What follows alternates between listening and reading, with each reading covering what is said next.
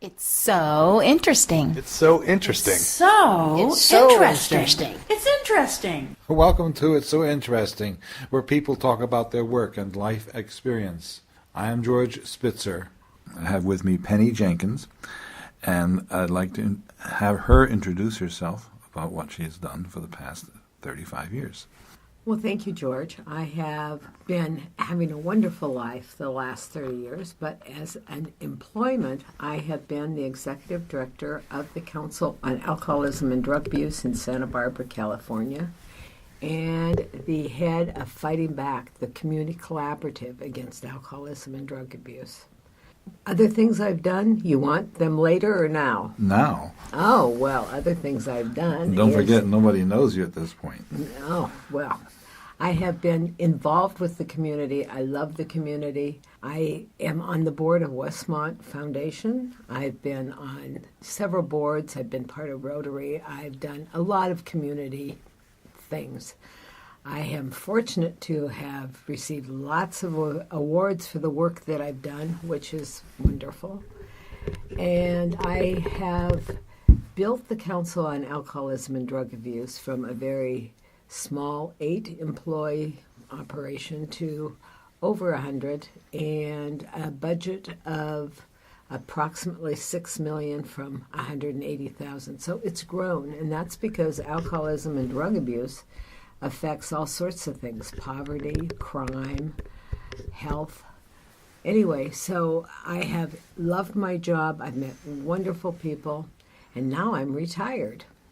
Well, I've discovered with friends who have retired that really is a misnomer, because usually you end up being much busier in areas you didn't expect, plus all the experience, so you get tapped. That's true. So you've been at the council for 30 years or so. Mm-hmm. You started off from nothing almost to now this probably the best functioning nonprofit community service organization in all of Santa Barbara, California. Thank you. Okay. Well, that's what I've heard. First of all, you're dealing in an area that a community needs, in this case Santa Barbara, California, which has a sizable population, I believe over 100,000. Has a big university where a lot of young kids tend to get addicted to various things. You have a lovely weather here, so there's no winter to protect yourself from, so you can, quote-unquote, party all the time. Mm-hmm. And, of course, there's a typical population of people who have trouble. Yes, you built it from 8 employees about 30 years ago to over 100 now, with a sizable budget, quite a bit of property, the service centers, and so forth. Does that mean the problem has become that much larger, or that it was large and now you're addressing it fully? I think it was large, and I think we're addressing it, but still not fully, because it's larger. Mm-hmm. I mean, there's a lot more that can be done. We have an office also in North County, so it is a county-wide organization. But in North County, we're only doing something called Teen Court and something called SAVE, which is an employee assistance program. It needs to have a treatment program for kids in North County, and doesn't have it. We're looking at doing that. And so, no, the problem has not, I would love to say we've solved the problem. But lately it seems alcohol is more widely approved of than ever, and the marijuana problem has been a huge issue. So, no. It will continue. You said a lot, and I have a lot of questions on what you've just said. When you say it's a problem, what's the it? The it is the use and abuse of alcohol and drugs. And drugs you define as anything from marijuana on up to heroin and more serious things. Correct. In terms of the bulk of the challenge, what's the ratio between alcoholism and, let's say, marijuana and all other hard drugs? Alcoholism far exceeds everything. Really? With kids, with adults, with everyone. And kids you define as what age? Well, we start seeing kids at about 12. We do know about kids that have problems that are 10, 9, 8, and we try to help their families through family treatment program. But mostly it's dealing individually with the kids starting about 10 or 12. Mm-hmm. So when you say it's mostly alcoholism, was it a ratio of 75 to 100%? I wish I could remember all my statistics. A ballpark, I mean. I would say marijuana has creeped up. Before marijuana, it was like 80% alcohol and 20% other drugs. Now that we throw marijuana in the mix, marijuana is exceeding alcohol this last year. Really? Has alcohol gone down as a ratio? No. Marijuana has now been accepted. So it's on top of all the alcohol problems. We now have another layer. Correct. It's not a matter of ratios. It's just now sheer numbers. That's right. My goodness. And a lot of this has to do with social mores, what's acceptable, and the commercial peddling of all this stuff, plus the illegal peddling. And it's huge. Oh, it's huge. It's very huge. And parents will say, oh, well, I smoked marijuana when I was a kid, and I'm perfectly fine. A lot of parents are still smoking marijuana now when you talk about the youth problem. And people say, hey, you know, it's legal, medicinally legal here. And it's looking at becoming recreationally legal. And I just think that's a disaster, both with kids driving, with everything. More specifically, when there are all sorts of positions of various people. I mean, whole states are voting in favor of having it legal, just like coffee and alcohol.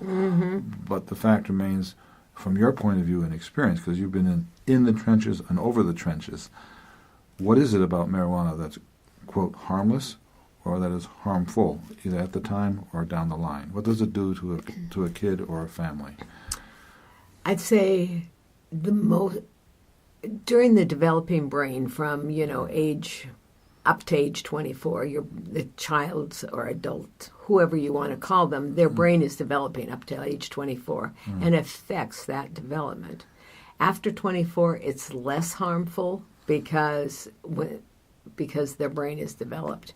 Now, if they've been using it, it might be developed poorly, because you see that their IQs and everything else are much less when they have been smoking when they're young.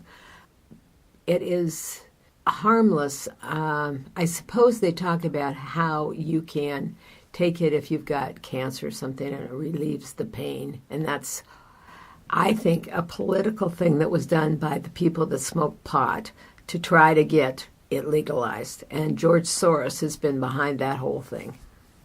What about the families? Does this affect not only the kids? Oh, yeah, it affects the families, definitely. Adversely or nothing? Adversely, because the people don't act the way that they would when they're in their right thinking, when they're using pot. Does recreational marijuana is a matter of degree? For the kid who has it once a week, is not as bad as one has every day, or maybe once a month, or should be not at all? It should be not at all.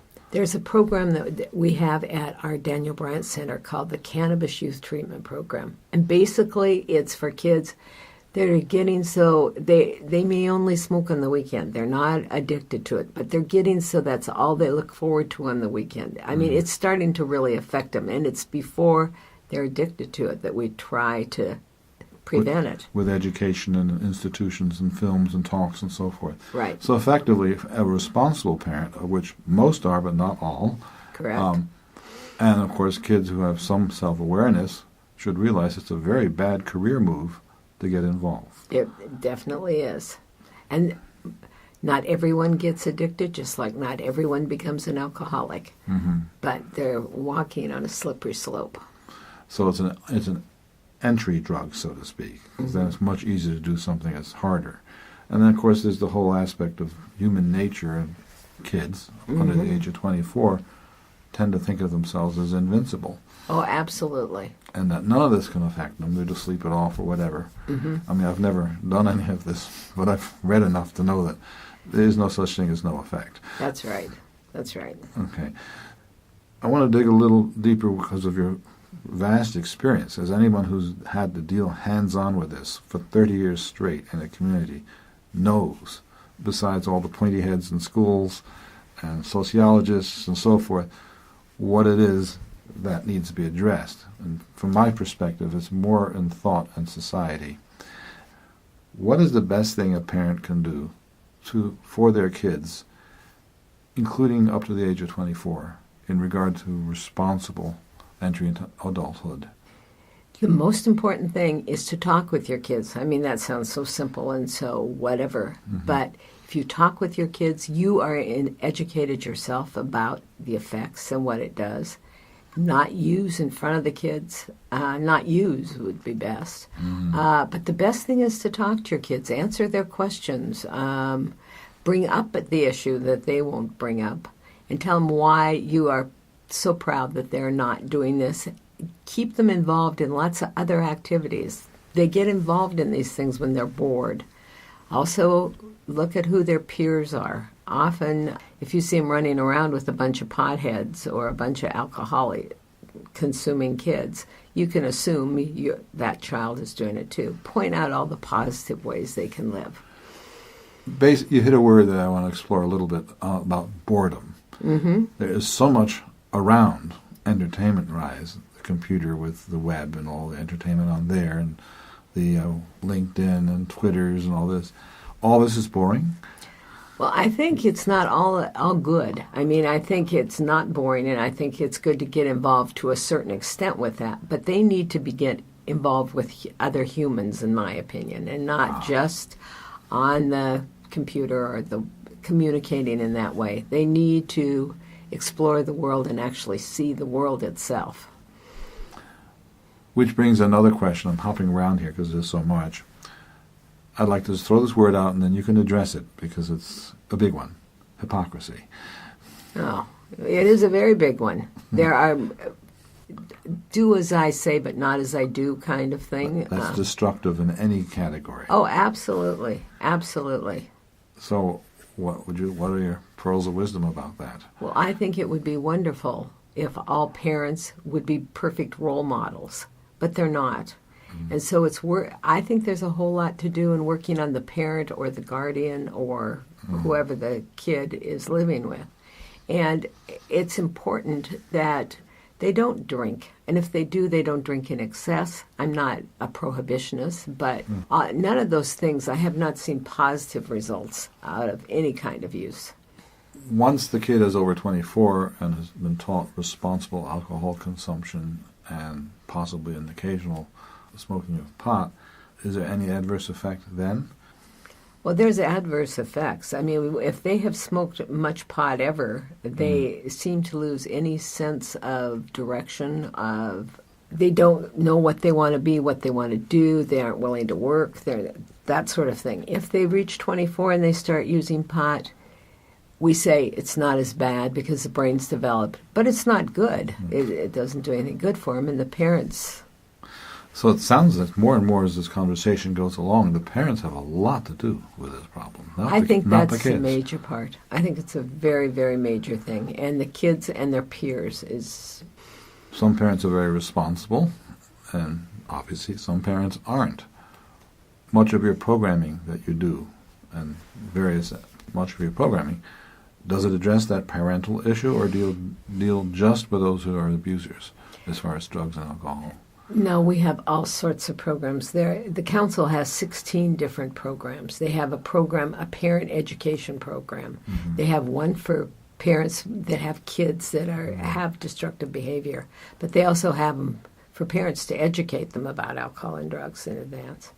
We have a treatment program for parents. We have a cannabis youth treatment program, as I said. There are all kinds of education programs.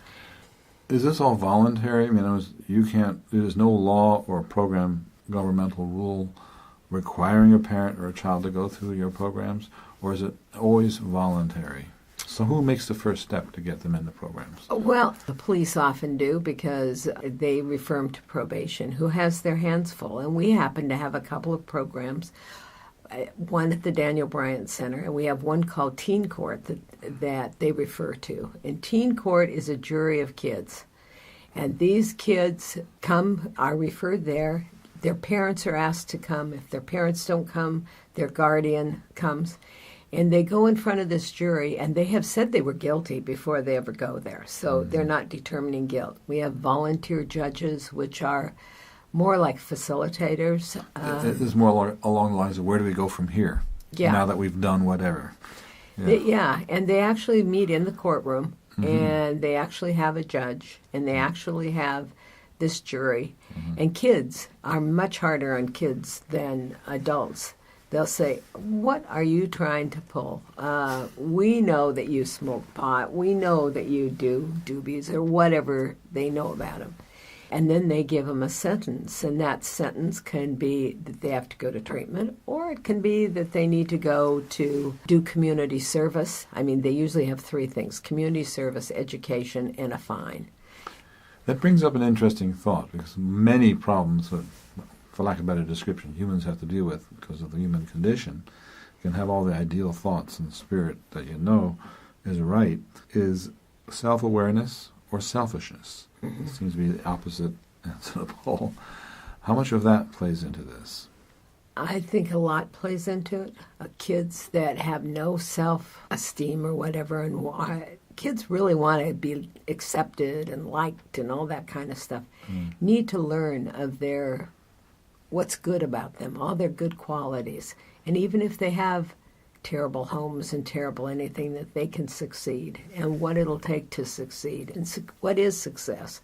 Now, compared to 30 years ago when you were first involved with this and today, is there a change in whether church and religion in general, any religion, is a benefit to the family as a bulwark against abuse, or is it less so now, or is it because of that factor of hypocrisy disassembling all this? I mean, what have you observed? I don't really know. I mean, it depends on the church, and it depends on the family, if the whole family's involved, or if kids go off, and there's something called Young Life, which does a lot of good with kids. I think of a family that believes in, I'd say God, some people might say a superior being, but have a belief and have love for one another. If you have love for one another, everything can be resolved, in my opinion. Churches maybe were more visible in the past, and the things that are visible now are the unusual, new wave sort of religions compared to they make a bigger noise. Yeah, exactly. I want to also go in the area about divorce, about parents who do divorce. There are all sorts of reasons for divorce. Many times it's based on personal problems between the couple, and they don't realize the effect it has on their kids. Is that a lot that drives the abuse problem, or is that not? I just think it's one of the many things that can drive the abuse problem. So often they're better off divorced, which I should not say, but they're better off divorced because the kid's not living with the continual fighting, and the focus is more on the kid. I don't think it's a good thing for families, but I think that if they have one good, solid parent, that's a whole lot better than have two fighting parents. Or no parents. Or no parents. I see. And today, sociologically speaking, half the households are single parent. They are.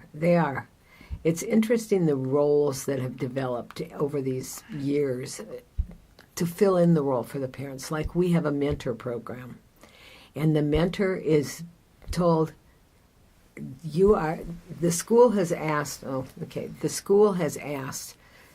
that they can have a mentor for one of their kids. And so we match what the child's needs are with the people that have volunteered and what they can help with.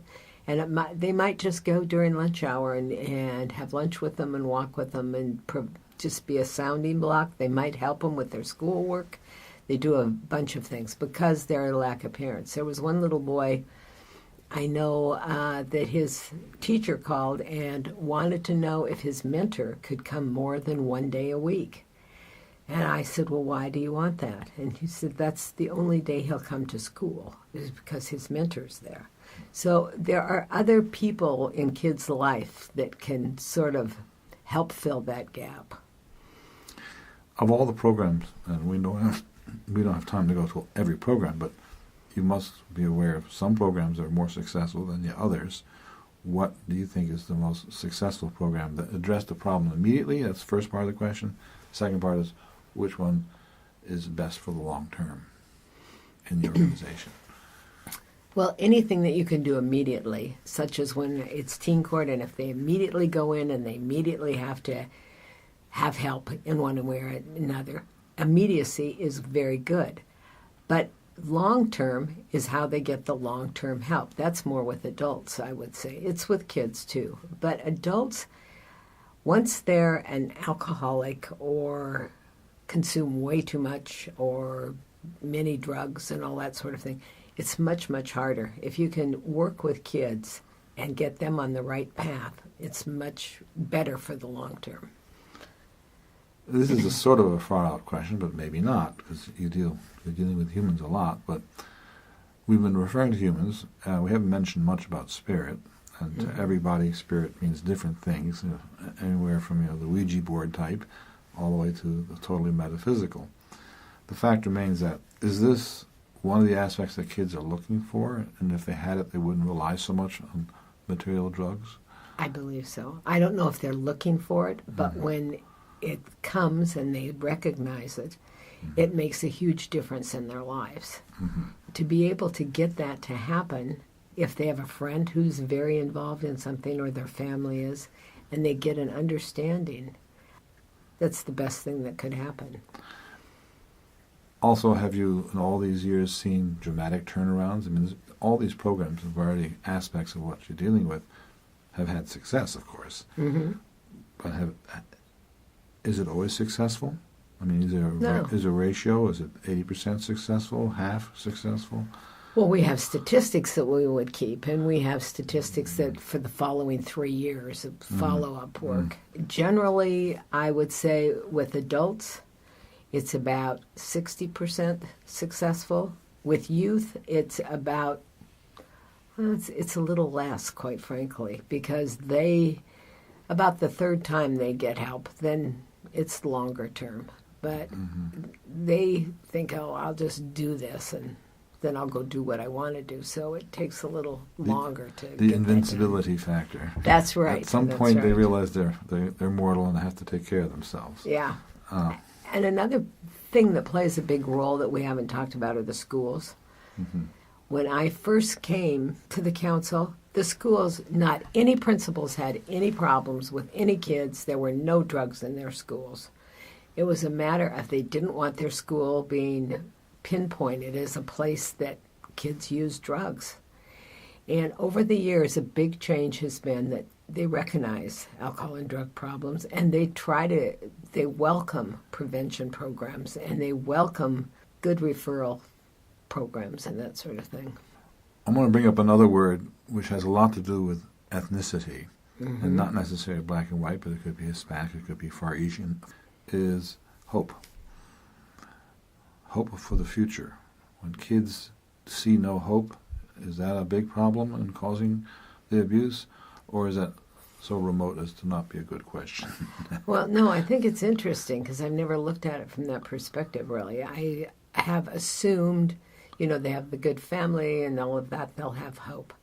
If they look at the world around them, which is, I think that helps them a whole lot. And as you said, the spiritual world, just the general things.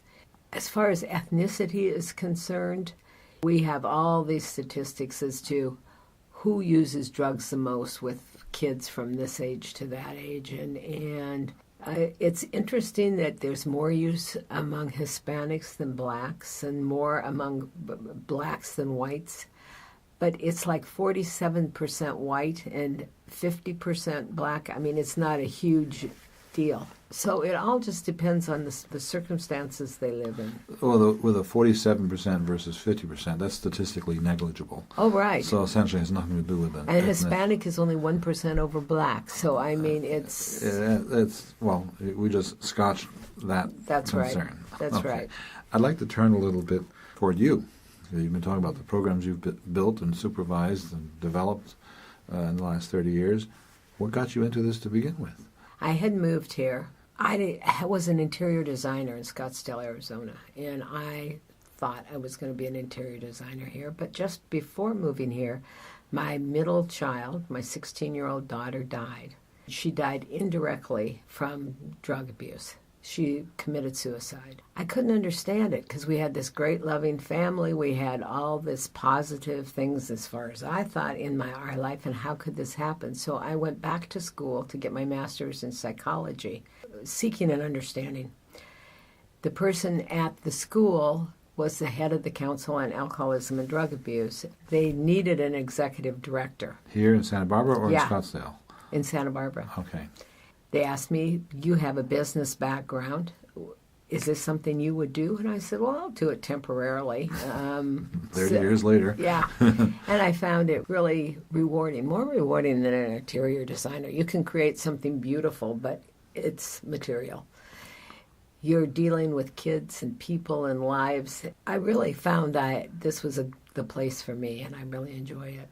Plus your business expertise and acumen makes the organization survive and grow. You can't just be helpful and nice to people and everything fall apart around you. I have this whole theory about nonprofits. They always elevate social workers, or they often do. And I think they have to have some kind of business background in order to be successful. And survive. And survive, yeah. Now, there's a famous quote I mentioned to other people involved with nonprofits that Emily Dickinson has been known for. The capacity to terminate is a specific grace. That's very good. Very good, yeah. The belief would be there's always going to be alcohol and drug abuse. So there's no termination. That's true. That's absolutely true. Have you enjoyed your ride for the last 30 years? I have really enjoyed it. I really have. I mean, I didn't know that I didn't find any answer about my daughter particularly, other than things like this happen. And she was definitely under the influence of alcohol when she did it. So I think you do things, your mind is not working the same. So your personal disaster has turned into a blessing to thousands of other people. Yes, I think so. I hope so. Is that the engine that runs you? That engine helped me a lot. I mean, it initiated me getting involved, and helping people in general continued. Now that you are officially retired, that means you don't have to get involved with the nuts and bolts all the time. Someone else does that. You're still obviously helping the organization because of your experience. But what more can you do besides just Santa Barbara? There are not many people who've done what you've done for so long and so successfully. Where will you be spreading more blessing is my point. I'm not sure where I'll be spreading more blessing. I have been on a couple national boards. Boards are kind of boards. That's not where I want to go. What I want to do is continue to learn. I will volunteer because I like volunteering any place that I can help, that I have the time and can do a good job. I'm still on some boards here where I feel I can make a difference. Now that you mentioned the word board a few times. Yes, I have. That's a huge part of any nonprofit executive director's job. Right. I've been known to mention to people that as the board goes, so goes the organization. Even though the board may be effectively giving advice, they don't do any hands-on operation. The old saw that a board primarily is for fundraising purposes, but the reality is the executive director does it, but needs the support. With 30 years with one major organization, I'm sure you've had a variety of boards or osmosis-type boards over giving you either difficult time, impossible time, supportive time, and I'm sure right now you can't be specific because you're still in town. Yeah, that's right. But you've observed other organizations, you're serving on other boards, and this part of the conversation is really advice to potential board members, those who want to join a board. Why should they join a board, and if they do, what should they do? That old saw about fundraising, I know is an old saw, but it's the most important thing that I think that you can do to help an executive director and help an organization. 30 years ago when we started, boards used to have an accountant and a doctor and this and that, certain categories. But those people are within the staff now or are available now. What you need is people that know people, care about people, will refer people, and will raise money. People don't like to ask other people for money, and I always said, but what you have to be willing to do is to introduce me to those people, be aware of what the problem is and how you can be helpful with it. And you've been known to be a very successful fundraiser for the organization you've been involved with as well as others. It's a very broad question, but how is it you're far more effective at it than others? I think as I ask, And, you know, if you don't ask, you don't get. When I was first there, I kept thinking, oh, they've had that problem. They're going to want to help the council. With the council, it's a little different than the arts. With the arts, they're willing to be more visible. People who have had an alcohol or drug problem aren't quite as willing to be out there. That's changed a lot now. And it's not you have to have a problem to be on the board. You can see the problems that alcohol and drugs cause for your community. What can you do about them? I think that the fundraising thing, you need to ask. People don't want to ask. I think that's the hardest part. The board is a fundraising function, primarily, and their responsibility is to hire a good executive director or whatever staffers in the beginning so the executive director can have They should have a development director, a person in the agency that is responsible for overseeing events, grants, donor requests, major donor. They have to know how to do charitable remainder trusts. There is a whole lot of business in that now. You can't just be the director that is uneducated about it and just go around and ask people. I mentioned this to someone when I used to do I do fundraising too, but not on the scale that you do, reminding people, you can't take it with you. That's right. That's right. What are you going to do? A lot of people are philanthropic. If they're philanthropic with one nonprofit, they're philanthropic with something else. Anything that they believe in, they're philanthropic. If they just going to leave it all to the kids, that's how it's going to be. It's hard to tell them what an advantage it will be, but you can show them tools that they can do, like insurance policies and various things that will help the agency. You have to be educated about it. And it's a whole cultural thing, too. Because as I say, you can't take it with you, so might as well put it to really good use, even better use than when you were alive. Yes, that's right. What else would you like to bring up that I have not brought up? Alcohol and drugs do cause so many of our community's problems, and if you could look at those problems before they all look at housing. What are we going to do about housing? Well, housing's a problem. But if you don't have jobs and you don't have money and it's because of drugs or all these different things that go on and crimes and that sort of thing. So people have to recognize, I think it would be great if people recognize the disadvantages of using alcohol and drugs. Look at how positive efforts and like positive activities for kids. And we did a thing called Friday Night Live and Club Live and activities for kids where there's no alcohol or drugs, but they're with other kids doing positive things, even if they're all just meeting at somebody's house and watching a movie and having popcorn or whatever. I mean, it's really important I would love to promote getting kids actively involved, and that doesn't mean you have to build a skating rink or you have to build something else. People need people. Penny, thank you so much for your time. Wish you well for your next gigs. Well, thank you. Probably providing advice to a lot of groups that need it. I hope so. Thank you. It's so interesting. It's so interesting. So It's so interesting. interesting. It's interesting.